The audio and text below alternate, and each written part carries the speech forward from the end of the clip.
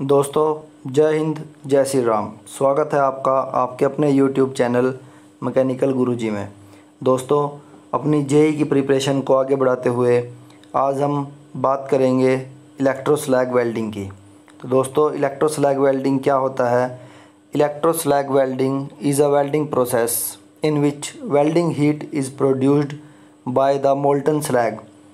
ठीक है फ्रेंड्स, तो इसके अंदर क्या होता है दोस्तों, देखिए जो हमारी वेल्डिंग हीट है, नॉर्मली हमें वेल्डिंग करने के लिए दोस्तों क्या चाहिए होती है? एक हीट चाहिए होती है जिसको हम या तो इलेक्ट्रिक आर्क की हेल्प से प्रोड्यूस करते हैं या जो हमारी गैसेस होती हैं, ठीक है, जैसे हमने ऑक्सीएसिटिलीन वेल्डिंग को पढ़ा था, तो गैस की हेल्प से हम क्या करते हैं, एक फ्लेम प्रोड्यूस करते हैं जिससे वेल्डिंग के लिए हमें जो हीट रिक्वायर्ड होती है वो मिलती है।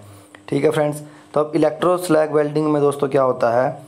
इलेक्ट्रोस्लैग वेल्डिंग में हम क्या करते हैं, जो दो थिक शीट्स होती है हमारी, थिक शीट्स को हम जॉइंट करते हैं और इसके अंदर जो हमारा हीट प्रोड्यूसिंग मीडियम रहेगा वो क्या रहेगा? क्या रहेगा? स्लैग रहेगा। ठीक है दोस्तों, अब ये स्लैग कैसे बनता है इसके बारे में मैं आपको बताता हूँ। देखिए दोस्तों, ये हमारे दो वर्क पीस हैं जिनको आपको जॉइंट करना है। ठीक है, अब क्या करते हैं, जो वर्क पीस हैं उनके बीच का जो गैप है उसको हम साइड से कवर कर देते हैं दो कॉपर की प्लेट्स के साथ, जो कि क्या करती हैं, जो हमारी वेल्डिंग होगी, जो हमारा मोल्टन मेटल होगा उसको बाहर निकलने से बचाएंगी और ये प्लेट ज़्यादा हीट ना हो और हमारा जो वेल्डिंग मेटल है उसके साथ ना चिपक जाए। तो इसके लिए क्या होता है दोस्तों, एक अरेंजमेंट होती है जो क्या करती है, कॉपर प्लेट्स को कूल करती रहती है। जैसा कि आप यहाँ पर देख सकते हो कि वाटर के इनलेट और आउटलेट के लिए एक अरेंजमेंट है जिसमें क्या होता है, कोल्ड वाटर फ्लो करता रहता है। तो दोस्तों अगर हमें इस दो शीट्स को जोड़ना है बाय यूजिंग इलेक्ट्रोस्लैग वेल्डिंग, तो क्या होता है कि जो हमारा वर्क पीस है उसके बीच में पहले क्या होता है, नीचे एक बेकिंग प्लेट लगा दी जाती है। यहाँ पर जैसा कि आप देख सकते हो, यहाँ पर हम क्या करते हैं, एक वेल्डिंग प्लेट लगा देते हैं और वेल्डिंग प्लेट पे क्या होता है, हम दोस्तों जैसे ये मेरा इलेक्ट्रोड है, इलेक्ट्रोड को अगर आप एसी सप्लाई यूज़ कर रहे हो या डीसी सप्लाई यूज़ कर रहे हो तो क्या करते हैं, वायर के एक एंड को इलेक्ट्रोड के साथ जोड़ दिया जाता है और दूसरे एंड को जो वर्क पीस के नीचे हमने एक स्टार्टिंग प्लेट लगाई है उसके साथ जोड़ दिया जाता है। तो दोस्तों आपको पता है कि वेल्डिंग स्टार्ट करने का तरीका क्या होता है। जैसे ही आप इलेक्ट्रोड को बेस मेटल के साथ या जैसे हमने बेकिंग प्लेट लगाई है इसके साथ टच करेंगे तो क्या होगी, एक आर्क प्रोड्यूस होगी। अब इलेक्ट्रोस्लैग वेल्डिंग में दोस्तों क्या होता है, जो आर्क प्रोड्यूस हो गई है उसके ऊपर हम क्या करते हैं, फ्लक्स को डाल देते हैं। फ्लक्स हमारा नॉर्मली क्या रहता है, oxides of silicon, manganese, magnesium, titanium, calcium, इन सब को ग्रेनुलर फॉर्म्स हमारी क्या रहती है, फ्लक्स का यूज़ का हम इनको एज ए फ्लक्स यूज़ करते हैं। तो हम क्या करते हैं, जैसे आर्क प्रोड्यूस हुई उसके साथ में हमने क्या किया, ऊपर से फ्लक्स डाल दिया। अब दोस्तों वो आर्क क्या करेगी, जो हमने फ्लक्स डाला है फ्लक्स को मेल्ट करके लावा की फॉर्म में बना देगी। ठीक है, अब जैसे ही जो हमारा फ्लक्स है वो लावा की फॉर्म में बन गया, उसका टेम्परेचर बहुत ज़्यादा हाई हो गया, तो अब क्या होती है, जो आर्क होती है वो एक्सटिंग्विश हो जाती है। आर्क को क्या कर दिया जाता है, बुझा दिया जाता है और जिससे क्या अब क्या होगा कि जो मेरा मोल्टन मेटल है, जो मेरा मोल्टन फ्लक्स है जो स्लज की फॉर्म में बन गया है या स्लैग की फॉर्म में बन गया है, तो वो स्लैग जो मेरा होता है उसको हम क्या करेंगे, स्लैग के थ्रू जैसे ही हमारा जो करंट पास होगा तो एक रेजिस्टेंस के कारण जो स्लैग रेजिस्टेंस प्रोड्यूस करेगा उसकी वजह से क्या होता है, जो स्लैग है वो मोल्टन फॉर्म में बना रहता है। स्लैग पूरी तरह हीट रहता है और जो वेल्डिंग के लिए हीट रिक्वायर्ड है वो कहाँ से हमें मिलती है, इस मोल्टन स्लैग से। ठीक है दोस्तों, जो ये मोल्टन स्लैग है इससे ही हमें क्या मिलेगी, वेल्डिंग के लिए रिक्वायर्ड हीट। ये आप ये देख सकते हो यहाँ पर, ये क्या है, हमारा एक मोल्टन स्लैग है। तो इस मोल्टन स्लैग, ये मोल्टन स्लैग क्या करता है, जो हमारे पीसीज हैं जिनको आपको जॉइंट करना है, जो हमारे वर्क पीस हैं, that is this one and this one, इनको ये क्या करेगा, एक वेल्डिंग टेम्परेचर तक हीट कर देगा।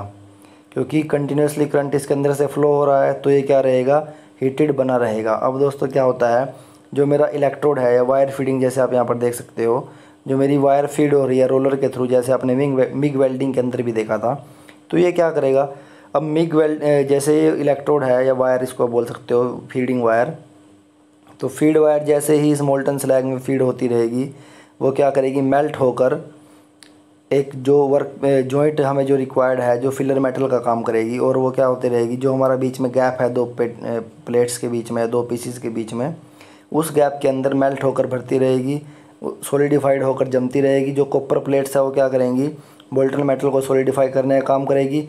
और एक अरेंजमेंट के थ्रू क्या होता है फ्रेंड कि ये जो कॉपर की प्लेट्स है ये क्या आती हैं, स्लाइटली ऊपर की तरफ मूव करती रहती हैं depending upon our welding speed.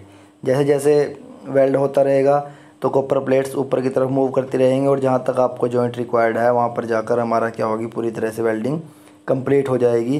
क्योंकि कॉपर प्लेट्स के अंदर दोस्तों कूलिंग वाटर फ्लो कर रहा है, तो ये क्या करती रहती है, जो हमारा मोल्टन मेटल है उसको साथ साथ ठंडा करती रहेंगी।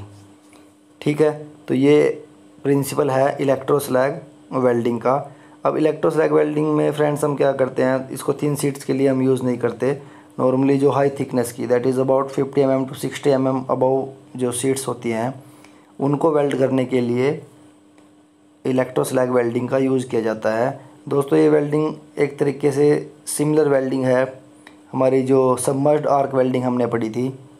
बस उस केस में क्या होता है, हमारा जो इलेक्ट्रोड है उससे कंटिन्यूस आर्क बनी रहती है।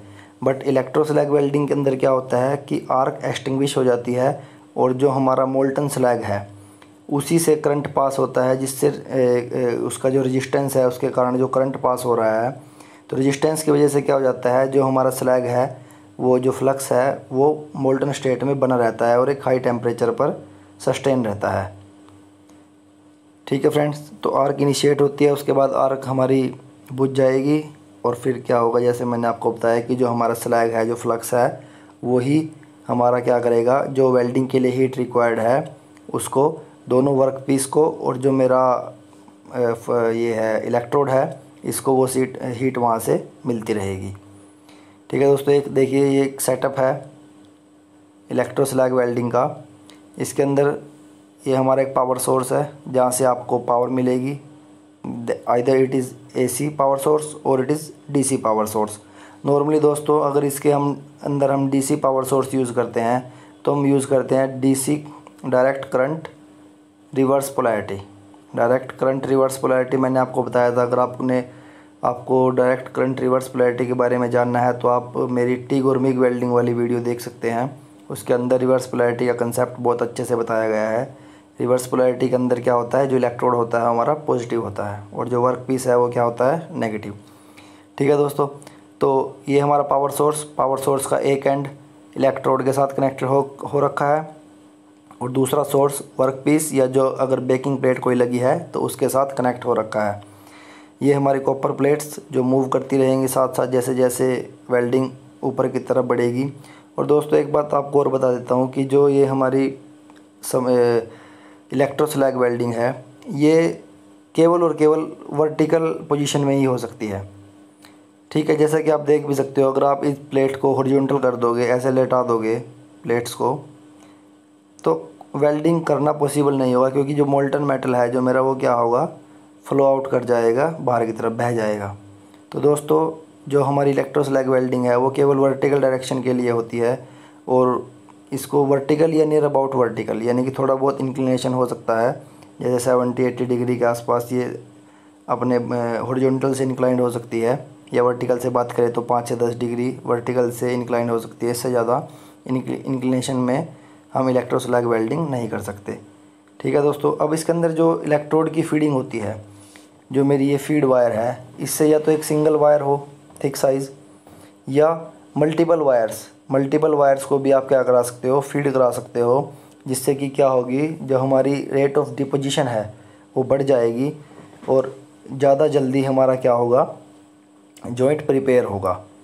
ठीक है दोस्तों, ज़्यादा जल्दी हमारा जॉइंट बन जाएगा। अब इसमें क्योंकि दोस्तों इस वेल्डिंग में जैसे हमने इलेक्ट्रोस्लैग वेल्डिंग की बात कर रहे हैं, ऐसे हमने सबमर्ज्ड आर्क की वेल्डिंग की बात की थी, तो दोनों में ही क्या होती है, जो स्पीड है वेल्डिंग की वो बहुत ज़्यादा हाई रहती है, और रेट ऑफ डिपोजिशन भी बहुत ज़्यादा हाई रहता है। ठीक है फ्रेंड, तो ये आप इसका अरेंजमेंट देख सकते हो। ये हमारे पास एक कंट्रोल पैनल है जो कि वायर की स्पीड को कंट्रोल करेगा, और जो करंट पावर सोर्स से रिक्वायर्ड है उसकी भी कंट्रोलिंग करेगा। ठीक है, बाकी ये सब आपने देख लिया है। ये हमारे पास कॉपर के शू हैं जो साइड में सपोर्ट करते हैं ताकि मोल्टन मेटल बाहर की तरफ ना बह जाए। ठीक है दोस्तों, नेक्स्ट देखिए। ये देखिए दोस्तों प्रैक्टिकली कि इलेक्ट्रो स्लैग वेल्डिंग कैसे होती है। जैसे 2 थिक शीट्स आप देख रहे हो, इन 2 थिक शीट्स में ये बीच में जो ये हमारा पोर्शन है बीच वाला, ये क्या है, हमारा एक वेल्डिंग जॉइंट है। तो आप देख सकते हो कि ये किस टाइप से वेल्डिंग जॉइंट बना होगा। मैंने आपको इसकी पूरी प्रोसेस बता दी है। ठीक है फ्रेंड्स, आप ये देख सकते हैं प्रैक्टिकली। अब दोस्तों इस वेल्डिंग के अंदर क्या होता है, जैसे मैंने आपको बताया रेट ऑफ डिपोजिशन बहुत ज़्यादा हाई होता है। और जो ये वेल्डिंग है दोस्तों, ये सिंगल पास में कंप्लीट हो जानी चाहिए। सिंगल पास का क्या मतलब होता है कि जैसे एक बार वेल्डिंग स्टार्ट हुई तो वेल्डिंग बीच में रुकनी नहीं चाहिए, क्योंकि जैसा कि मैंने आपको बताया कि एक बार क्या होता है, एक बार आर्क स्टार्ट होगी और आर्क क्या करेगी, जो उसके अंदर से हम फ्लक्स फीड करेंगे, उस फ्लक्स को मेल्ट करके एक स्लैग की फॉर्म में कन्वर्ट कर देगी। और उस स्लैग को कंटिन्यूसली गर्म रखने के लिए, कंटिन्यूसली हाई टेम्परेचर पर मेंटेन रखने के लिए क्या होता है, उसके अंदर से जो करंट फ्लो हो रहा है इलेक्ट्रोड के थ्रू और उसका जो रेजिस्टेंस है स्लैग का, उसकी वजह से वो क्या रहता है, हीटेड बना रहता है। अगर दोस्तों एक बार प्रोसेस रुक गई बीच में तो क्या होगा, जो हमारा स्लैग है, मोल्टन स्लैग है, वो ठंडा होके सॉलिडिफाइड हो जाएगा और वो वेल्डिंग जॉइंट को ख़राब कर देगा। तो इसलिए जो वेल्डिंग है हमारी, that must be complete in a single pass. ठीक है दोस्तों, एक सिंगल पास में वेल्डिंग कंप्लीट होनी चाहिए।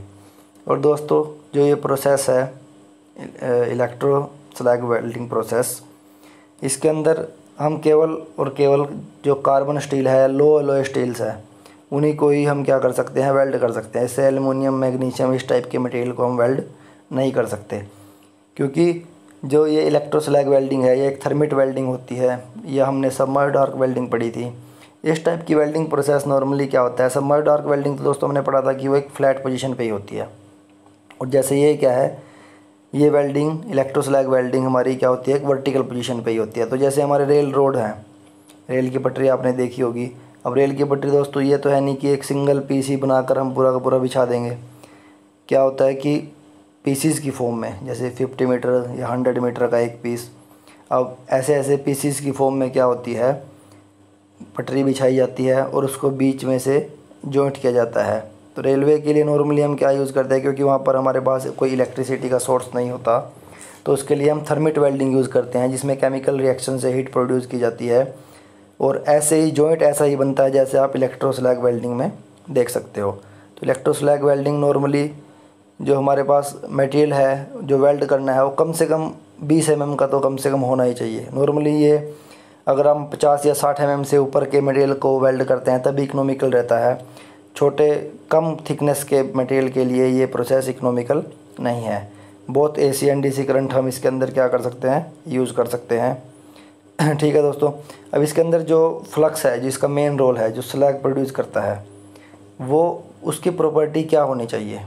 ठीक है दोस्तों, तो वो क्या होना चाहिए कि जो हमारा स्लैग है वो जो कि हीट को कंडक्ट करेगा, वो एक पर्टिकुलर या जिस रिक्वायर्ड जो हमारी रेंज है करंट की, उस रेंज तक स्टेबल रहना चाहिए। स्टेबल रहने का मतलब है दोस्तों कि ये ना हो कि स्लैग को आपने एक हाई टेम्परेचर पे हीट किया, जिस टेम्परेचर पे आपको वेल्डिंग करनी है, और उस टेम्परेचर पे क्या हुआ, स्लैग इवेपोरेट हो गया। ठीक है, तो ऐसा नहीं होना चाहिए। और ना ही ऐसा होना चाहिए कि उसकी विस्कोसिटी क्या हो, बिल्कुल ही कम हो। ये भी नहीं होना चाहिए कि अगर उसकी विस्कोसिटी ज़्यादा कम हो गई तो वो क्या होगा, बिल्कुल ही एक, अगर विस्कोसिटी कम हो गई तो वो बिल्कुल ही क्या होगा, एक लिक्विड की फॉर्म में चला जाएगा, और जो कि हमारे लिए यूज़फुल नहीं होगा। तो उसको हमें क्या रखना है, लाइक पेस्ट की फॉर्म में, जैसे पेस्ट होता है ना, सेमी सॉलिड फॉर्म में बनाए रखना है। ठीक है फ्रेंड्स, केमिकल स्टेबिलिटी होनी चाहिए। Chemical stability in the sense कि केमिकली उसके अंदर कोई चेंज नहीं आना चाहिए हाई टेम्परेचर पर जाकर। जिस भी टेम्परेचर या जो भी आपको ऑपरेटिंग टेम्परेचर है, उस टेम्परेचर तक जो हमारा मोल्टन स्लैग है वो क्या रहना चाहिए, स्टेबल रहना चाहिए। अगर उसके अंदर कोई भी केमिकल चेंज या कोई फिज़िकल चेंज ज़्यादा हो जाएगा तो क्या होगा कि वो वेल्डिंग के लिए यूज़फुल नहीं होगा और उससे हम वेल्ड नहीं कर पाएंगे। तो मेनली जो वेल्डिंग फ्लक्स होता है हमारा, वो क्या होता है, कम्बिनेशन ऑफ कार्बोनेट और silicon materials, silicate materials, magnesium, titanium, calcium, इन सब मटेरियल का हमारा क्या होता है, जो फ्लक्स होता है वो बना होता है। ठीक है दोस्तों, तो ये हमारी आज का टॉपिक था, ये हमारा इलेक्ट्रोस्लैग वेल्डिंग। अब आप समझ ही गए होंगे कि इलेक्ट्रोस्लैग वेल्डिंग कैसे स्टार्ट होती है। इलेक्ट्रोस्लैग वेल्डिंग स्टार्ट करने का दोस्तों एक ही तरीका रहता है कि हम क्या करते हैं, अगर डीसी पोलैरिटी यूज़ कर रहे हैं तो नेगेटिव पॉजिटिव आपस में टच कराते हैं एक बार, या अगर एसी करंट यूज़ कर रहे हैं तो न्यूट्रल वायर और फेज़ वायर को आपस में टच कराया जाता है। अगर आप फेज़ को कनेक्ट कर रहे हो इलेक्ट्रोड से और न्यूट्रल को कनेक्ट कर रहे हो बेस मेटल से, तो जैसे ही दोनों का आपस में आप टच कराओगे आर्क प्रोड्यूस होगी। एक प्रॉपर गैप मेंटेन करने के बाद आर्क बनी रहती है। इलेक्ट्रोस्लैग वेल्डिंग के अंदर फिर से रिपीट कर रहा हूँ, क्या होता है कि जब आर्क बन जाती है, आर्क स्टार्ट हो जाती है, तो उसके अंदर क्या होता है, इन मटेरियल्स का जो आप देख सकते हो कार्बोनेट सिलिकेट मटेरियल का जो फ्लक्स होता है वो क्या करते हैं उसके ऊपर डाल देते हैं। अब आर्क से क्या होता है, फ्लक्स मेल्ट हो जाता है और मेल्ट होकर स्लैग की फॉर्म में बन जाता है। और स्लैग का जो रेजिस्टेंस है उसके अंदर से जब करंट फ्लो होता है तो उसकी वजह से वो क्या होता है, अपनी एक मोल्टन स्टेट में या पेस्ट की स्टेट में, सेमी सॉलिड स्टेट में क्या होता है, बना रहता है, जिससे कि जो वेल्डिंग के लिए रिक्वायर्ड हीट है वो हमें मिलती है, जिससे हमारा वर्क पीस गर्म होता है और हमारा जो इन फीड मेटल है, फिलर मेटल है, वो भी क्या होता है, मेल्ट होकर डिपॉजिट होता रहता है और एक जॉइंट बनाता है। ठीक है दोस्तों, तो ये थी हमारी इलेक्ट्रोस्लैग वेल्डिंग। अगर आपको इसके अंदर कुछ डाउट है तो आप कमेंट बॉक्स में कमेंट करके पूछ सकते हो। अगर आपको दोस्तों वीडियो पसंद आई है तो चैनल को लाइक करें, सब्सक्राइब करें। Thanks for watching. जय हिंद, जय श्री राम।